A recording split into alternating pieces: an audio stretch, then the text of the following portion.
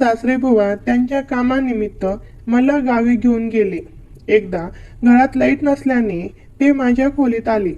मी बेडवर झोपलेले पाहून त्यांनी हौस त्यांचा हात माझ्या नको तेथे ठेवला आणि माझ्या चेहऱ्याजवळ आले. सासरे हौस आपला चेहरा पुढे केला. सासरे बुवा एकदम जवळ येऊन माझ्या हातांवर किस करत करत कपड्यावर आला आणि मग माझ्या गालांवर किस करू लागला. नंतर तो त्याचा ओठ माझ्या ओठांवर ठेवले आणि खूप जोरजोराने मला. मित्रांनो, माझे नाव प्रिया आहे आणि आम्ही एका मोठ्या शहरामध्ये राहतो, कारण माझा नवरा इथे सरकारी नोकरीला आहे. आमच्या घरात मी, माझे नवरा आणि सासरे बुवा तिघे जण राहत होतो. माझी सासूबाई माझ्या लग्नाच्या आधीच वारली होती. आम्ही एकदम सुखाने जीवन जगत होतो. पण सासरे बुवा आणि माझ्यात हे सर्व काही होईल हे मला माहीत नव्हतं. एके दिवशी माझ्या नवऱ्याने मला फोन केला आणि म्हणाला, प्रिया, तुला माझ्या बाबासोबत काही कामासाठी गावी जायचे आहे. मी म्हणाली, तुम्ही आमच्यासोबत येऊ शकत नाही का? तेव्हा नवरा म्हणाला, प्रिया, तुला माहीत आहे ना, मला ऑफिसच्या कामासाठी सध्या बाहेर विदेशात जावे लागतात. मला नाईलाज होता. मी म्हणाले, ठीक आहे अमर, तुम्हाला योग्य वाटेल ते. नवरा म्हणाला, बायको, आपल्या मालमत्तेचं काम करायचे आहे आणि ते खूप महत्त्वाचे आहे. मी म्हणाली, ठीक आहे अमर, जाते मी, तुम्ही स्वतःची काळजी घ्या. अमर म्हणाला, प्रिया, तुला फक्त बुधवार ते रविवार बाबांसोबत घालवायचं आहे. गुरुवारी काम कर आणि रविवारी परत या. तुलाही नवीन बदल मिळेल. आपलं गाव खूप सुंदर आणि मोठे आहे. मी म्हणाली, ठीक आहे अमर, काळजी करू नका, मी सासरे बुवा सोबत जाते. आता माझ्या सासरे बुवाबद्दल बोलूया. म्हणजे माझे सासरे. त्यांचे वय सुमारे 65 वर्षाचे आहे. पण या वयातही ते शरीराने लांब भरदार तगडे शरीराचे आहेत. आमचा व्यवसाय चांगला आहे. आमचे जरा कुटुंब उच्च मध्यमवर्गीय आहे. आमच्या घरात सगळेच अर्निंग करतात, त्यामुळे आमच्याकडे कार, गाडी आणि बंगला आहे. मला एक मुलगी आहे, पण तिचा जन्म सिझर होऊन झाला आहे. माझ्या नवऱ्याने मला त्यांच्या गावी जायला सांगितल्यावर मी अजून थोडी आनंदी झाले. त्या रात्री मी दुसऱ्या दिवशी गावी जायची तयारी करू लागली. मग मी माझ्या सासऱ्यांच्या खोलीत गेले. घरी मी नेहमी साडीचा पदर डोक्यावर नेसायची. आमच्या घरात अशी प्रथा होती की स्त्रियांनी डोक्यावर पदर घेतल्याशिवाय कोणत्याही पुरुषासमोर जायचं नाही. मी एकदम संस्कारी सूनबाई आहे. तर आता मी माझ्या सासऱ्यांच्या समोर खोलीत गेली. पण माझे सासरे एक मूवी बघत होते. मी म्हणाली, सासरे बुवा, जास्त वेळ मोबाईल बघत बसू नका. उद्या लवकर गावी जायचे आहे. तुम्हीच मला सांगितले होते. मी माझ्या सासऱ्यांच्या बॅगही काही वस्तू ठेवल्या होत्या. पण आता सासऱ्यांचा लक्ष दुसरीकडेच होते. ते व्हिडिओ वाचण्याऐवजी दुसरीकडेच बघत होते. एक गोष्ट सांगायला विसरली. माझे नाव प्रिया आहे. लोक मला घरातले पिऊ या नावाने हाक मारायचे. तुम्हाला सांगितले की माझे नाव प्रिया आहे. मी एका चांगल्या कुटुंबातील आहे. तर आता माझ्याबद्दल, मी खूप गोरी आणि थोडी लांब व भरदार शरीराची आहे. माझी नाक अगदी सरळ आहे. मी खूप सुंदर आहे. मी 35 वर्षाची आहे आणि दिसायला खूप सुंदर आहे. माझी उंची 5.6 इंच आहे. त्यामुळे माझे वरचे डोळे कसे असतील याची तुम्ही कल्पना करू शकता. माझे पिशव्यासारखे आहेत, खूप मोठे आहेत, पण ते थोडेसे पपईसारखे आहेत. मी एकदम साधी मॉडेल प्रिया, एखाद्या मराठी चित्रपटातील हिरोईन सारखी आहे. तुम्हाला माझी कल्पना यावी म्हणून मी हे सांगत आहे. तो दिवस बुधवार आला आणि आम्ही 11 नंतर थोडे उशिरा निघालो. आम्ही कारने आलो, पण माझ्या सासऱ्यांनीही गाडी चालवली. पावसाचे दिवस असल्यामुळे कार हळूहळू चालवत होतो. थोड्या वेळाने जोरदार पाऊस पडायला लागला. सासरीबुवांनी कार साईडला लावली आणि आम्ही थोडा वेळ कारमध्ये बसलो होतो. पण पाऊस जास्तच वाढत होता. साईडला एक चहाची हॉटेल होते आम्ही हॉटेलला गेलो आणि चहा ऑर्डर केला. थोड्या वेळाने वेटरने चहा आणला आणि आम्ही मस्त टेबलावर बसून चहा पीत बसलो. सासरेबुवा माझ्या गळाच्या खालच्या भागाला एकटक नजरेने बघत होते. आता संध्याकाळ झाली होती. पाऊस अजून जोराने येत होता. त्याच्यासोबत हवा पण खूप होती. त्यामुळे आजची रात्र आम्ही हॉटेलमध्येच तिथेच राहण्याचा विचार केला आणि एक रूम बुक केली.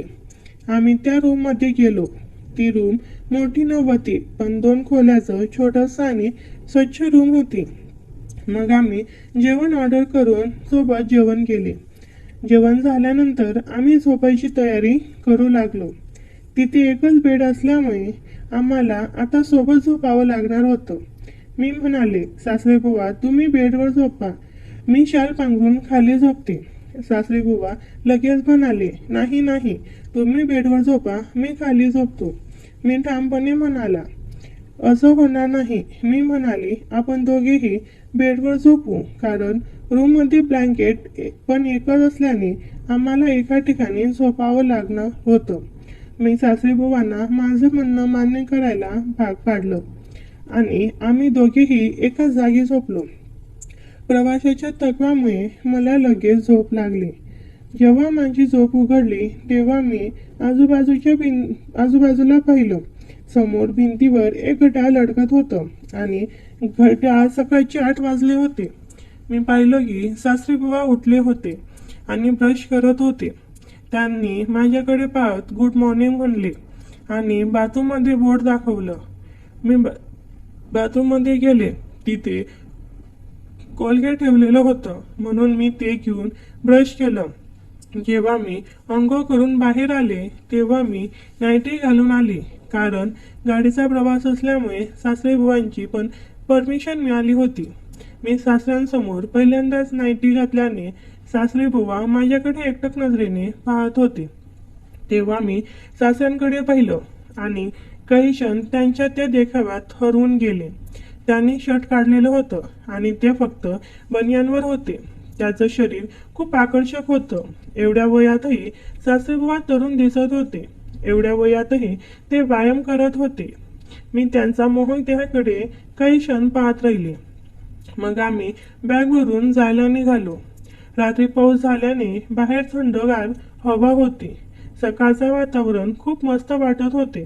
सासरेबुवाने कार चालू केली आणि एन्जॉय करत आम्ही निघालो. रस्त्याने ट्रॉफिकमुळे संध्याकाळी 7ला गावाला पोहोचलो. आमचा एक छोटा बंगला आहे. समजा ते एका उंच ठिकाणावर आहे, पण गाडी तिथे जाऊ शकत नव्हती. 1 मजली घर, मोठे मोठे नारळाचे झाड, थंडगार वारा. आमचे काही नातेवाईक पण आहेत, म्हणून त्यांनी आम्हाला जेवायला बोलवले. टिपटिप पाऊस पडत होता. आम्ही एका नातेवाईकांच्या घरी जेवणासाठी गेलो. खरे तर आम्ही सर्व खाद्यपदार्थ तिथे ठेवले होते. मग माझी मोठी सासूबाई आली आणि आमच्या दोघांमध्ये काही घरगुती बोलणे झाले. घरगुती राजकारण नक्कीच होत त्यात. त्या रात्री मोठ्या सासूबाई पण माझ्या घरी थांबल्या होत्या आणि माझे सासरे मोठ्या सासूबाईंच्या पतीसोबत त्यांच्या घरी दारू पीत बसले होते. त्यामुळे ती रात्र अशीच गेली. म्हणजे आमचा गुरुवार असाच गेला. दुसऱ्या दिवशी शुक्रवार होता. दुसऱ्या दिवशी सासरे त्यांच्या कामासाठी गेले होते. मी मोठ्या सासूबाईकडे होते. त्या रात्री आम्ही माझ्या मोठ्या सासूबाईंच्या घरी जेवण केले आणि माझे सासरे माझ्या मोठ्या सासूबाईच्या पतीसोबत दारूचा आस्वाद घेत होते, कारण माझे सासरे देखील दारू पितात. पण आपल्या मुलासारखे, म्हणजेच माझ्या नवऱ्यासारखी सवय नव्हती. मग सासरेबुवा निघून गेले. सासरे म्हणाले, सूनबाई मी बंगल्यावर जात आहे. मोठ्या सासूबाई म्हणाल्या, तुम्ही जा, आम्हाला थोडं बोलायचं आहे. काही वेळाने मी पण मोठ्या सासूबाईचं घर सोडले. बाहेर मुसळधार पाऊस पडत होता, म्हणून मोठ्या सासूबाईंनी मला छत्री दिली आणि मी घरी आले. साडीचा पदर मी डोक्यावर घेतला होता.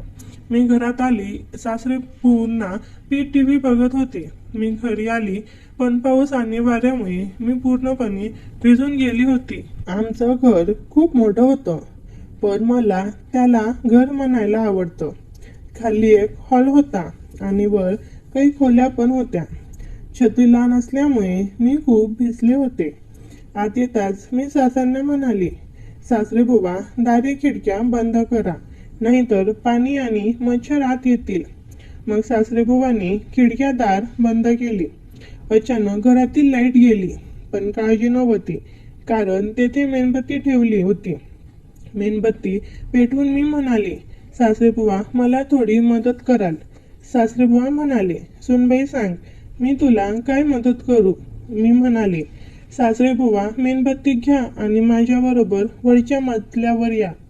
सासरे बुवा म्हणाले, हो सुनबाई, आता असं पण खाली यायचं नाही आहे. चल तर आपण वरच्या मजल्यावर जाऊया. मग समोरच्या खोलीत आले. सासरे बुवांनी घराच्या कोपऱ्यात मेणबत्ती लावली. मग मी बाथरूममध्ये गेली आणि माझ्या सासऱ्यांना बोलावलं आणि म्हणाली, सासरे बुवा, इथे इतके नळ का चालू आहेत? प्लीज बघा आणि पाणी बंद करा. सासरे बुवा बाथरूममध्ये आले आणि नळ बंद करू लागले, पण चुकून शॉवर सुरू झाला. मी पुन्हा भिजली. मी लाल साडी घातली होती आणि वर साडीचा पदरही होता डोक्यावर माझ्या. मग माझ्या लक्षात आले की सासरे बुवा गुपचूप माझ्याकडे बघत होते आणि माझी साडी ओली झाली होती. त्यातच पावसामुळे सासरे बुवा गुपचूप माझे हे शरीर पाहत होते. एक दिवस असं झालं.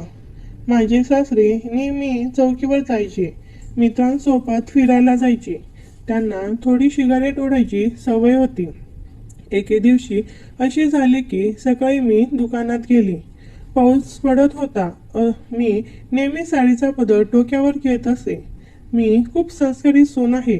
मी माझे सामान घेऊन तेथे आणि आरशात बघितले तर माझी साडी समोरून थोडी ओली झाली होती आणि ती माझ्या त्यामुळे मधून माझे चांगले दिसत होते.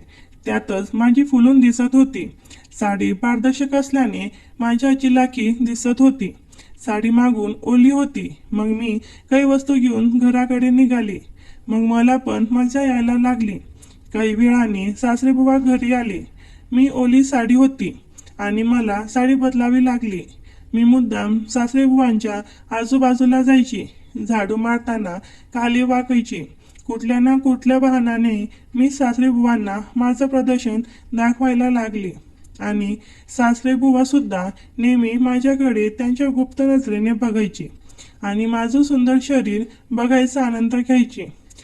जिथे सासरे बसले होते तिथे एक कपाट होते. मी कपडे घेतले आणि कपाटात ठेवलेली दुसरी गुलाबी साडीही काढली. त्या खोलीत दुसरी एक खोली होती. मी पेटीकोट आणि सर्व घेतले आणि दुसरी गुलाबी साडी घेतली आणि दुसऱ्या खोलीत गेले. बाहेर सोफ्यावर बसलेले सासरे मला साडी बदलताना दिसावेत म्हणून मी दरवाजा थोडा उघडा ठेवला. मी आता साडी बदलायला सुरुवात केली.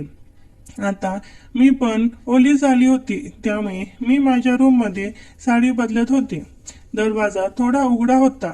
मला माहीत होते की साडी बदलताना माझे सासरे गुपचूप माझ्याकडे पाहत होते, पण मी पण ते पाहिले पण दुर्लक्ष केले. साडी बदलताना माझ्या बांगड्या खूप वाजत होत्या, त्यामुळे सासरे जरा गडबड करत होते. मलाही असा आनंद मिळत होता की कोणीतरी मला गुपचूप पाहत आहे. त्यात काय झालं ते माझे सासरे असले तरी, पण कोणीतरी पाहत आहे. सासरे त्या सोफ्यावर बसले होते. मला माहीत होतं की ते माझ्या हालचाली पाहत आहे. ते त्यांच्या धोत्रात लपलेला काळा नागोबा ॲडजस्ट करत होते. मला माहीत होते की सासरे आता तयार झाले होते. खोलीत खूप अंधार होता, पण मला मेणबत्तीच्या प्रकाशात सर्व काही दिसत होते. मग मी साडी बदलायला सुरुवात केली. माझे अंग इतके मोठे आहेत की मी माझा टॉवेल गुंडाळू शकत नाही. त्यामुळे असो, आम्हा दोघांमध्ये म्हणजे सासरे आणि माझ्यात 10 फुटाचे अंतर होते. ते सोफ्यावर बसून माझ्याकडे बघत होते. मी माझ्या लागलो. घट्ट असल्याने मी बटणे उघडण्याचा खूप प्रयत्न करत होते. आता माझे आले होते. माझी साडी खाली जमिनीवर होती. माझे भरलेले पोट आणि खोल नाभे सासरेबुवांना दिसत असावी. आता सासरेबुवा पूर्ण वेडे झाले होते. ते धोत्रातच आपल्या नागोबाला हालचाल करत होते. मला त्यांच्या हालचाली दिसत होत्या, पण त्यांचा चेहरा दिसत नव्हता. कारण खोलीत अंधार होता. आता मी शेवटचे बटन उघडले आणि सासऱ्यांच्या दिशेने थोडीशी वळली. आता नक्कीच त्यांना दिसली असतील. मग मी ते वरचा कपडा काढलं आणि बाजूला फेकून दिले. मी दुसरे कापड घेतले. हे सर्व खूप हळू चालले होते. आता साधारण 12 वाजले होते. मी सासऱ्यांच्या दिशेने जरा जास्तच वळली. साडी बदलताना माझ्या हातातील बांगड्याचा आवाज करत होत्या. बदलताना मी म्हणाली, मग सासरे बुवा, आज तुमचा दिवस कसा गेला? तुम्ही आज थकले असाल. आज प्रॉपर्टीच्या कामात खूप बिझी होता. सासरे बुवांनी पुन्हा एकदा आपला नागोबा आपल्या धोत्रात जुळवून घेतले आणि म्हणाले, हो सुनबाई, आज मला भरपूर काम होते, पण मी थकलो नाही. आपल्या या गावाची हवाही चांगली आहे. मी कपडे काढली होती, मग दुसरे कपडे घेऊन घालू लागली. हळूहळू एक एक बटन लावत होती आणि त्याचवेळी मी सासरीशी बोलत होती. होय, खोलीत वीज नव्हती. मी एक मेणबत्ती लावली होती आणि तिच्या प्रकाशात मला सासरेबुवांचा चेहरा दिसत नव्हता आणि सासरेबुवांना माझा चेहरा दिसत नव्हता. मी सासरेबुवांना म्हणाले, सासरे एका मला खूप काळजी वाटते. सासरे म्हणाले, सुनबाई, तुला कशाची काळजी आहे? मी म्हणाली, सासरे बुवा, काल रात्री सारखे आज सोफ्यावर झोपू नका. माझ्यासोबत बेडवर झोपा. आपला बेड बराच मोठा आहे. आता मी माझी साडी नेसू लागली आणि म्हणाली, सासरे बुवा, कसं वाटलं? मजा आली का तुम्हाला? सासरे बुवा, मला माहीत आहे तुम्ही माझ्याकडे कसे पाहतात, पण हरकतच नाही. मला तुमची नजर आवडते. सासरे बुवा क्षणभर थांबले आणि म्हणाले, सुनबाई, एक गोष्ट सांग, तू खुश आहेस ना? मी म्हणाली, सासरे बुवा, आता मुद्द्यावर येऊ. सासरे बुवा म्हणाले, सुनबाई, काय मुद्दा आहे मला सांग, संकोच करू नको. मी म्हणाली, सासरे बुवा, मी आनंदी आहे असे तुम्हाला वाटते का? मी आनंदी आहे कारण आपण श्रीमंत आहोत. आपल्याकडे कार, बंगला सर्व काही आहे. पण सासरे बुवा म्हणाले, सुनबाई, पण काय? अजिबात संकोच करू नकोस. मला नेहमी तुला आनंदी पाहिजे आहे. मी म्हणाली, पण सासरे बुवा, मी खुश नाही. सासरे बुवा म्हणाले, सुनबाई, सांग, तू सुखी राहण्यासाठी मी काय करू? मी म्हणालो, तुमचा मुलगा. सासरे बुवा म्हणाले, सुनबाई, मला सांग, माझ्या मुलाची काय अडचण आहे? मी म्हणालो, सासरे बुवा, गाडी आणि बंगल्यात सगळे सुख आहेत असे तुम्हाला वाटते का? बायकोचा सर्व आनंद बेडरूममध्येच असतो. सासरे बुवा म्हणाले, सुनबाई, सांग, संकोच करू नकोस. मी म्हणाले, सासरे बुवा, तुमचा मुलगा माझ्यासोबत काहीच करत नाही. आता त्याच्यात मला सुख देण्याची ताकद नाही. होय बाबा, मला आनंद हवा आहे. मला सुख हवा आहे. बाबा, मला माहीत आहे की तुम्ही तुमच्या बायकोशी म्हणजे सासूबाईंशी खूप प्रेम करत होते, पण ते आता आपल्यामध्ये नाही. तुम्हाला पण त्या गोष्टी करायला खूप दिवस झाले आहे. तुम्हाला अनेक वर्षापासून सुख मिळाले नाही. सासरे बुवा शांतपणे ऐकत होते. मी म्हणाली, मला माहीत आहे की कधी कधी तुम्ही माझ्याकडे तसे बघता. मला माहीत आहे की आज मी तुमच्या खोलीत आली तेव्हा तुम्ही माझ्याकडे बघत होते. मग सासरे बुवा थोडे नर्वस झाले आणि माझ्या मागे येऊन माझ्यावर हात फिरवून त्यांनी डायरेक्ट पुढचं पाऊल टाकलं. आम्ही अजूनही बाल्कनीतच होतो. समोर काहीच नव्हते, फक्त रिकामे डोंगर आणि पूर्ण अंधार होता. त्यामुळे काळजी नव्हती. सासरे बुवा म्हणाले, सुनबाई, तू खूप सुंदर आहेस. सुनबाई, मला तू खूप आवडतेस. तू माझी लाडकी सुनबाई आहेस. मी म्हणाली, अरे अजून काही? सासरे बुवांना आता स्वतःवर ताबा ठेवता आला नाही आणि त्यांनी लगेच मला पकडून खोलीत नेले. सासरे बुवा म्हणाले, सुनबाई, तू एकदम अप्रतिम आहेस. लोण्यासारखी रसाळ आहेस.